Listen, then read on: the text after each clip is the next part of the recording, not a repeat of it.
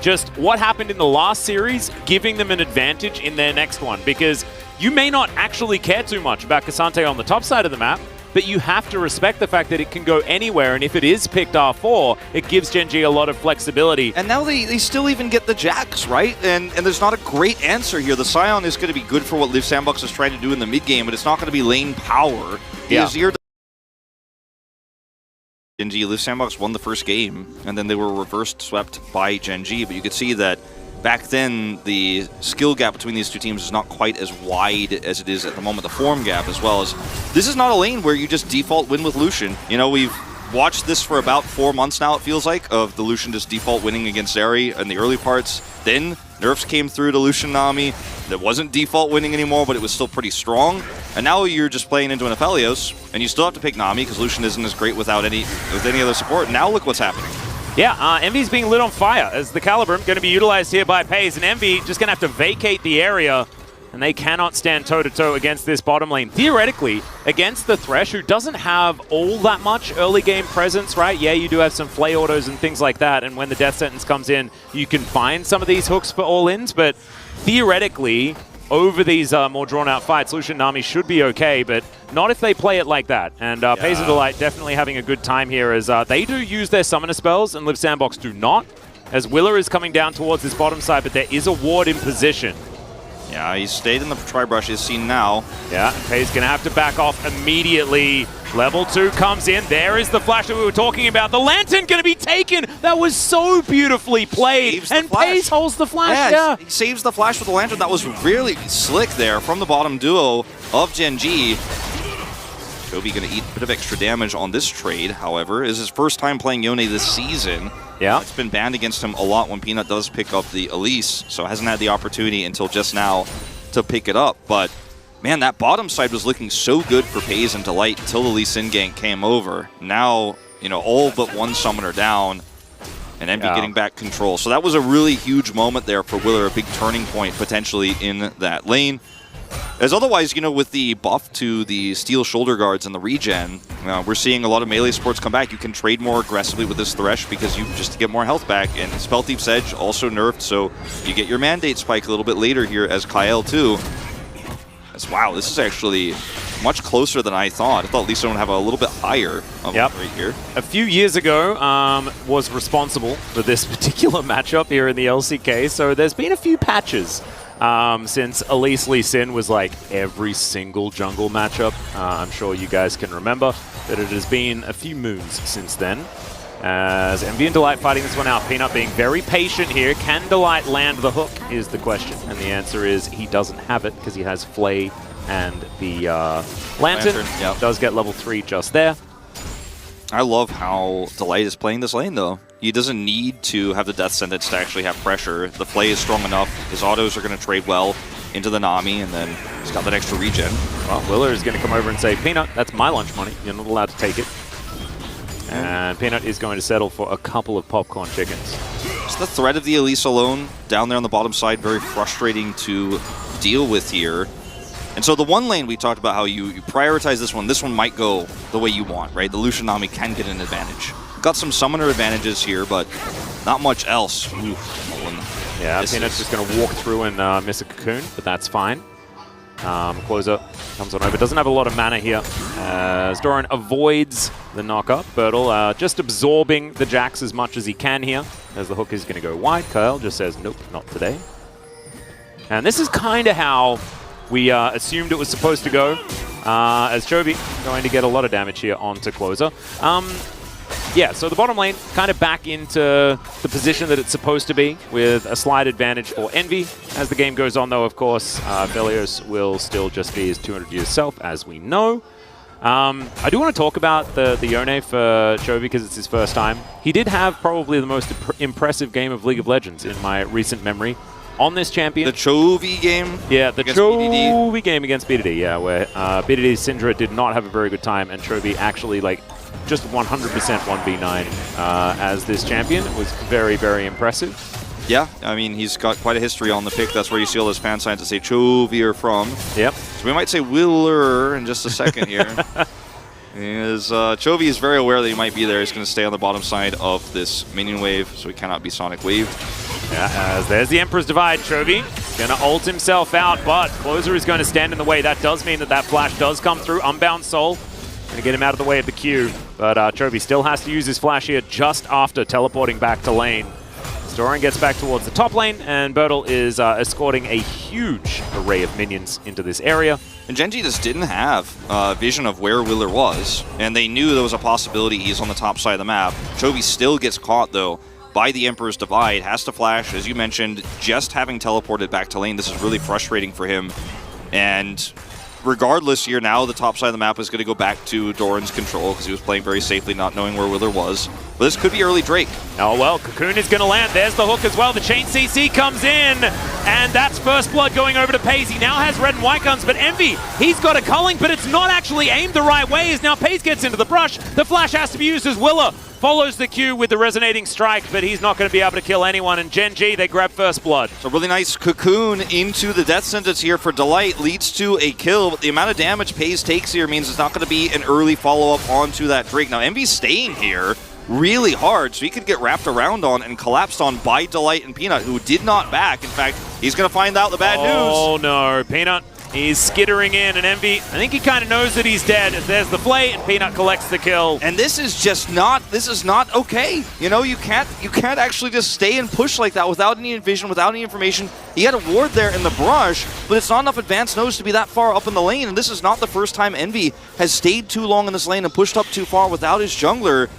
And this turns what was a situation that was okay because you probably stopped them from taking Drake into a horrible situation with Crescendum Plate Gold going over and Genji having Drake Prio here. So many minions being lost here for Envy all the while. And all he had to do was not push up. Oh god, that's 3 plates already gone. Aphelios Crescendum, man, it's a classic. Oh, it is. It's not something that I'll ever get used to because it just feels a little bit unfair. Wasn't one of the things that And no way they walk straight into this, right? Surely not. No. It's not fishing season. Kyle wants to ward so badly, but he is showing some respect. Jonah Strong as well is really keeping up the suspense as much. Oh, no. Peanut has flash. Not like this. Not like this. APOC. Oh, God! The hook's going to go wide, though. Oh. Okay, I'm really glad that Jonah Strong kept us in the dark there because that made that whole situation so much more entertaining.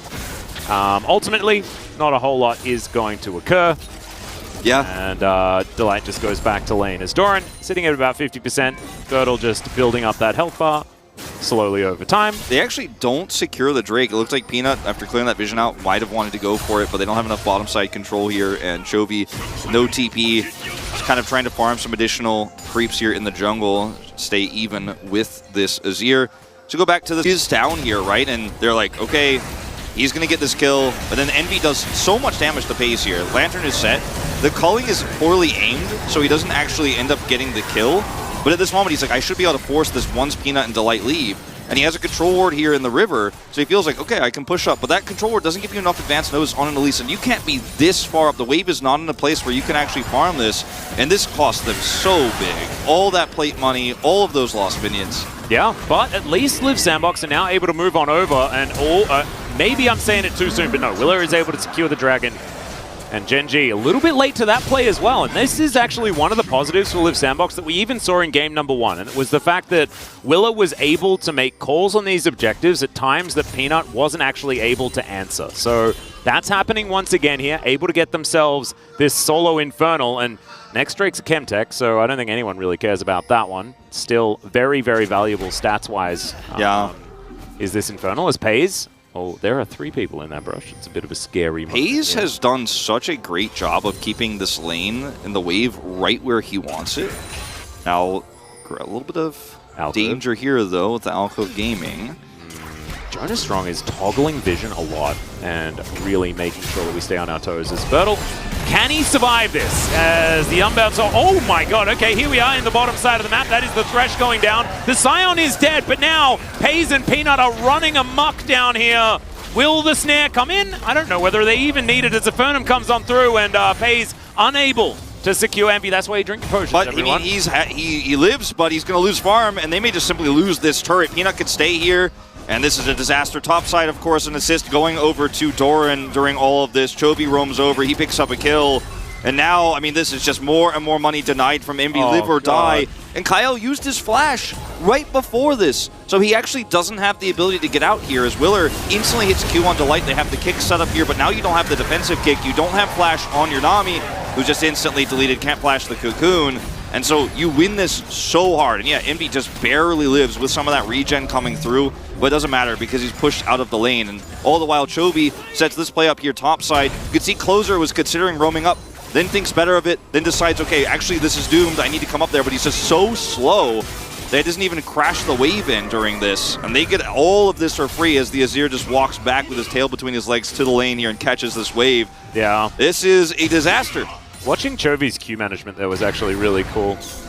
Making sure to stack it at every available opportunity so he got maximum amount of knockups and utilizing the Rift Herald in order to get over the wall with it. It's just very, very cool. Anyway, Gen G in a phenomenal position. As you stated, Wolf, it's just not Live Sandbox's day. It's honestly not their last couple of weeks. As we kind of felt like this sort of game was coming when they would have faced the teams that are on the eastern side, right? Sorry, on the western side of the bracket. It's such a perfect storm here, too, for the return of Aphelios, right? Where teams are still trying to figure out what they want to do, Lucian into Zeri and stuff like this. And the Sandbox's reliance on this has really hurt them here. Because now you have, like, the perfect storm of Thresh gets buffed, Aphelios gets buffed indirectly by Overheal, melee supports are better, Enchantress supports are worse, nerfs to Lucian Nami, and FaZe now with this Overheal, like he's got such a massive shield all the time, you can't really threaten him, you can't push him out, and this Lucian does very little in this mid game, unfortunately. Oh man, just look at that shield. Yeah. Bloodthirster first. For any champion that can build it happily, you're just feeling real good. As okay, Pace gonna get interrupted. Moonlight Vigil comes down though as the culling is gonna be eaten by Delight. So bit of a mistake there from Pace, but he's not fully punished for it. Has to use his heal. So remember when we were talking about that shield? Well, very relevant here, as he literally doesn't take the lantern fast enough in his chain CC'd and still survives, and now they're just going to get these plates topside. Envy's like, I'm trying to go somewhere else. I want to be where this Aphelios is not. I want to get farm. Well, Willer is going to come through and deny plates to Paze and Delight. That is definitely good news. This Aphelios is the biggest problem for this team right now. So Peanut just getting the solo money is bad, but not as bad as it could have been. As Doran is going to ignore Sion and just try and kill this turret. Uses him to taxi his way out. This is a very happy Jax this game.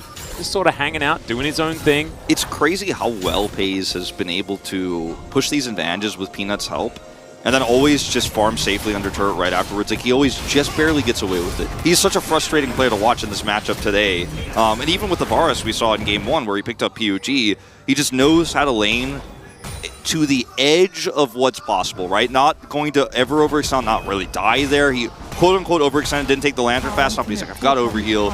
I've got my team with me to back me up. I'm backing away. I'm going to farm this under the minions under turret here. I've maintained my 10 CS lead this whole game. So much more relevant when we get to the 25 minute mark where I've got 2.5 items online, potentially 3, if this game continues the way it's going right now. So all I have to do is kill minions, and I've done my job. Like, I got a lead early, and that's good enough. I don't need to get any more of a lead. I don't need to actually get any turrets killed 100% for sure. Like, yeah, plates were denied. I don't really care that much. And this is actually really good timing for Gen G to start this Drake off. Peanut is going to move on over. They pull it out of the pit because, as you can see, Gale Force just completed here for Envy, and we don't quite have the Imperial Mandate done, which is the first really big spike here for Live Sandbox. So Gen G going to deny that possible fight opportunity to Live Sandbox whilst they have that. So Peanut locking this one down, definitely good. It's going to be a Cloud Soul this game. As Paze, let's see whether he falls for it again. He does not. And he's going to take the lantern to safety as Kyle and Envy could be in trouble, but it's just a volatile Spiderling walking on over. And you could see the tiny, like these small nerfs to the ranged support items in Spell Thief's Edge, the small nerfs to Nami, kind of coming through in a big way here. Is he doesn't have the mandate, would love to have it. Oh man, that was just, he just needed one extra link in his chain, close. Man. One extra link. So close. That would have been very, very cute, though. I like the idea regardless. As Chovy going to try and ult his way out. The tower falls, and Peanut is here Closer just 100% baited into that one, and Chovy is going to be able to pick up yet another kill. Just hard not to love Peanut, man. This guy is everywhere, always relevant in every single lane where there's pressure. And every time Genji in one of these lanes does something that seems like it's too good to be true, it's because Peanut's out of vision. Jonas Strong is trolling us. And then you're like, oh, okay, there he is. He's always there. No, he's not trolling us. He's keeping us in suspense, Whoa. Keeping us in suspense, and making sure that it's like a drama, you know? Yeah. It's all very exciting. I like to think the LCK is a drama. Oh, it is. It is. And we don't say K esports. We say K drama. Why is that? You know, I feel like we should say K esports. Please don't make K esports a thing. Please don't do it. The iceberg is deep enough, man. The iceberg is deep enough. I don't need to see what else is under there. What other Ks we can make? Is, okay. Closer's K dead. Okay, if you will. Yeah, he thought. Yeah, he's K illed. He thought the turret maybe is going to be enough to protect him, but not with Peanut nearby. As they're going to try to force this push mid. Yeah. Teleport does come through, though, so they do get something out of it as the Cocoon connects, but no real follow-up available, not 5 versus 3. So a back away here for Live Sandbox. 3 minutes on the Drake. And the Rift Herald, I believe there is another one that is going to be spawning, so there we go. It's only going to be up for a very, very small amount of time, as I believe the Rift Herald was taken very late this game. And so that's why it's one of these confusing moments where Baron is about to spawn, but so is Shirley. Shirley's like, I'm running a little bit late today, guys. Yeah, I'm sorry. It's one of those ones where the window is kind of awkward. Yeah. In order to get that one to work out. But Genji have already started to hit some of these spikes.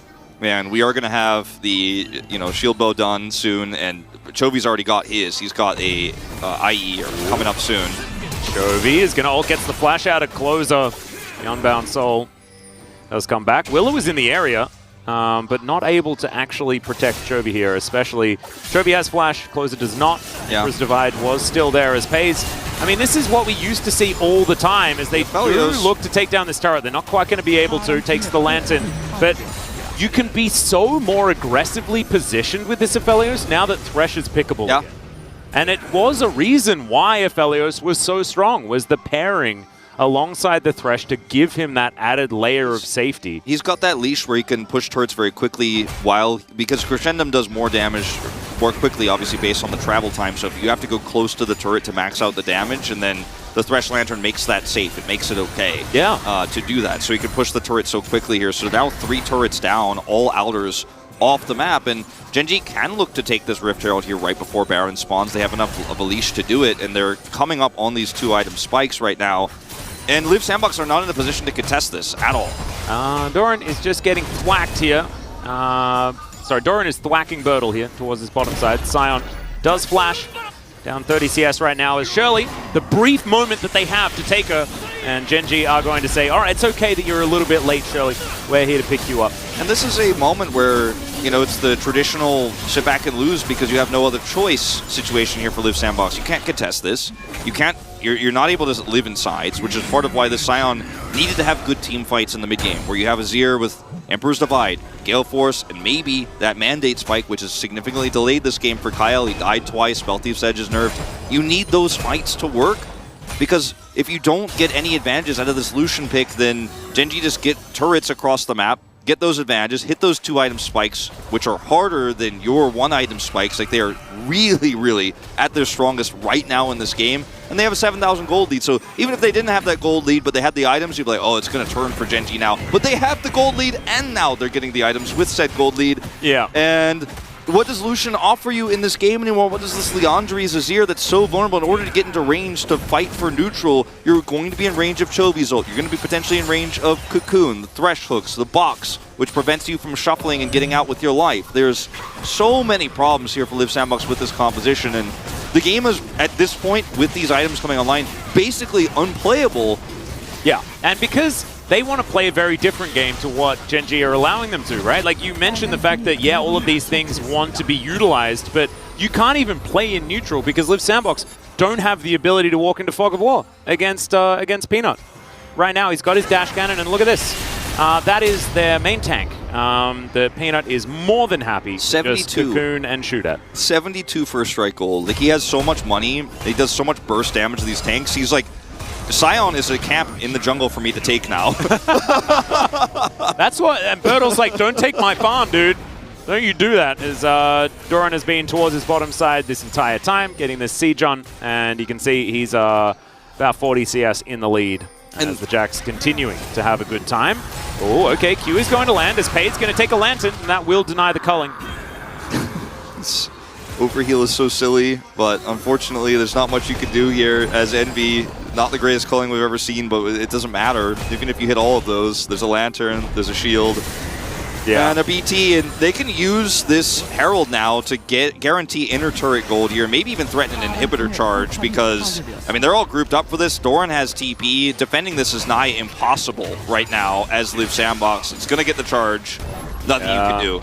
Charge comes in, so that is a very weak inhibitor turret as the Baron has spawned. Bounties are up, guys. This is just extraordinarily one-sided by Gen G. And we have to go back to that point, right? Like, Ryu was outspoken saying that they were struggling to catch up to the meta, but honestly, a lot of this is traps set up in draft that Gen G knew they would walk into, right? Leave up the Lucian, but have your response already planned. We've seen this already in the LCK, but Live Sandbox obviously don't have enough of these options practiced and picked up and put into effect, right? And this is only the second time we've seen Paze and Delight play this. They've only played it once before this, but we know they can do it right, and Gen G's confident in their abilities to pull this off. They've already proved it once, they've proven it now I'm pretty sure they've played it together before, right? Just because Paze has been such a Felios guy in the past. And like, not exactly a new thing for him. Now, you know, you could start Baron pretty soon here as Gen G. They almost were able to use the Herald for Baron Prio with the weird timing we had. This is where things get really dirty with Chovy coming in. Well, huge flash as the tidal wave just rolls on over him. But you know how when you're in the surf beach, you just dive underneath the wave. It's basically what he did. As Chovy is just going to wrap them all up. And Live Sandbox, they do manage to limp away, but they're not going to be able to defend this Baron. No, and this is like Chovy was probably pretty annoyed with that engage from Doran because he's like, could you have just waited like 3 seconds? I could have actually comboed with you.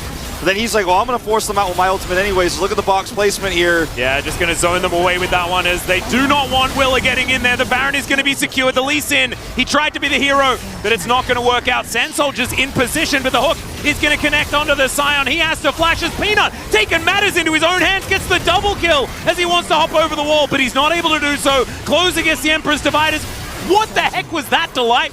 Just flashes it, doesn't even need to worry, as now Doran is going to be able to pick up the kill on his opposite number, and Chovy just wants to stack his Q, I guess, a couple of times. There we go. GG, playing GG. with the Zombie Scion. That is going to be GG Wolf. Gen G will pick up the 2-0. Very clean play from Gen G tonight. A matchup that we had looked forward to when we saw how Live Sandbox was doing in the middle of the season. The rematch here. Could Live Sandbox get revenge? They were reverse swept last time, but this time Gen G said, we are not on the same tier, not even close. Well, that is the kick away from the Lantern, and Paze just going to stand his ground for a moment, but he has nowhere to go, so he's going to be picked off. And I think game's still over, but it's going to play out for a little while longer. The analogy of fish and boats and stuff, I'm just not going to go back to here today, but you guys know what I would say. Willer, you were watching yesterday. He finds a good angle here, and the fact that he was able to even get into this Baron pit at all is a testament to his skill and his ability to steal, which he's very known for.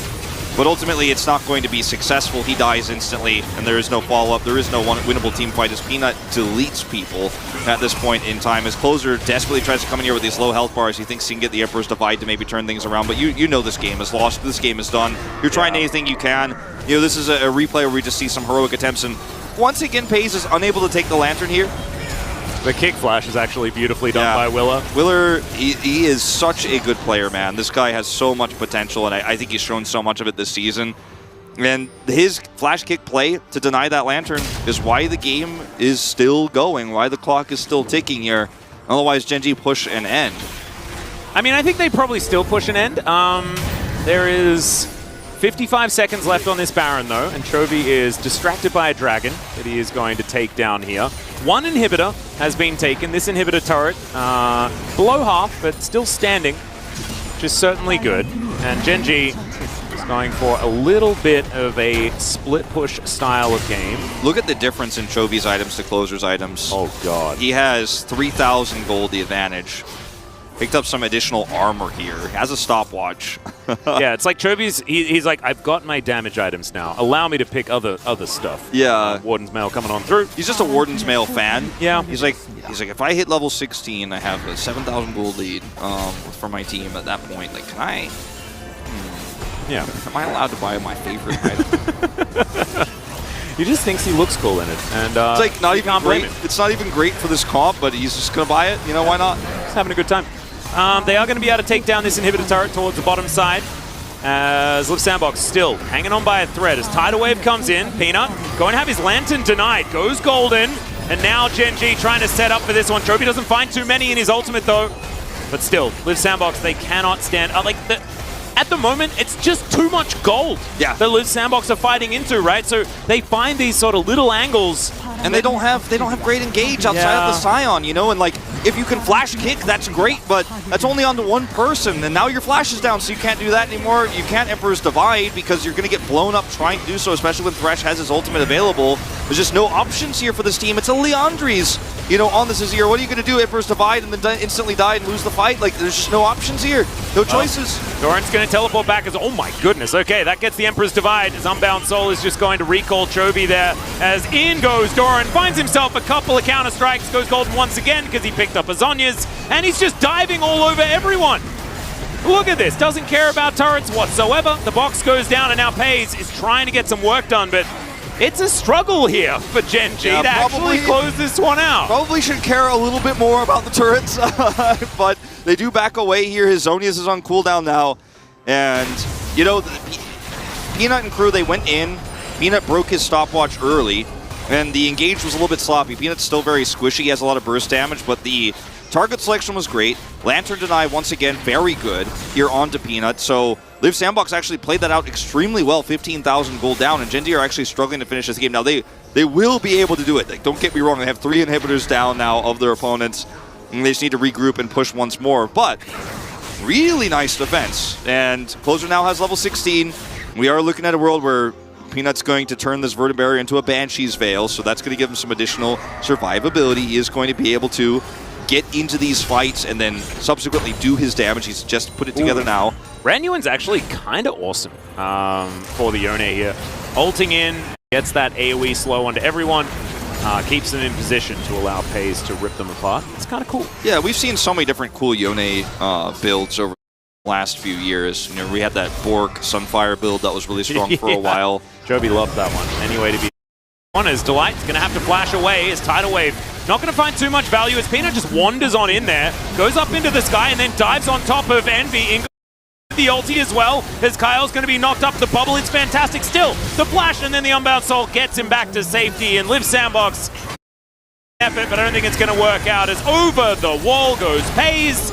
And yeah, there's a Sun Disc, but they don't really care about that one, and that should be the ace, and that should be the game finally here for Gen G. It was already basically wrapped up, but finally they give it to the delivery guy, and that is going to be the 2-0. Gen G really making a statement in this one, and it really makes this top side of the bracket super interesting moving forward. Gen G versus DK. Going to be Gen G's last matchup. That's a real exciting one now. That is really exciting, and it also means that KT really need to be getting 2-0s on their remaining schedule.